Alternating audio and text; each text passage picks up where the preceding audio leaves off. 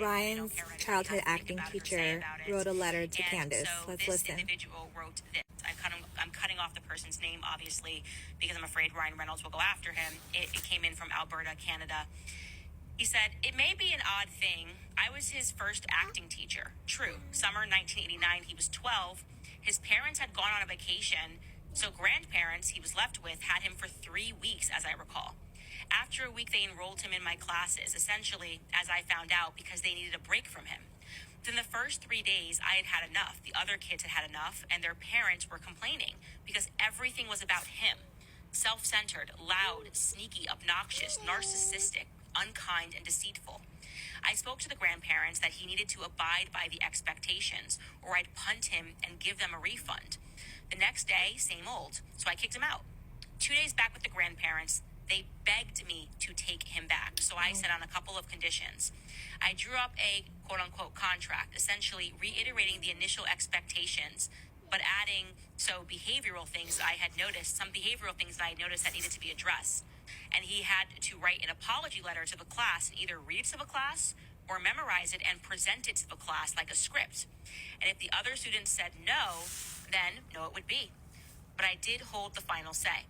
I work with kids in mental health. I have for decades. This was nothing new to me. So he returned. The kids were a bit shocked, but he was on probation. And then he was asked, "Ryan, is there something that you'd like to say to other students here?" "Yes, if I may." He got up, audience of 15 plus kids, paper in hand. He glanced down at it, started to read it, then stuttered, cleared his throat, swallowed, then started without the paper. Tears started to well in his eyes. "I'm so sorry that I selfishly stole time from you all as Mr. David was trying to teach us all about acting, and I made it about me, and I just want to say that I will do my best to listen and will try really hard not to interrupt." Tears now.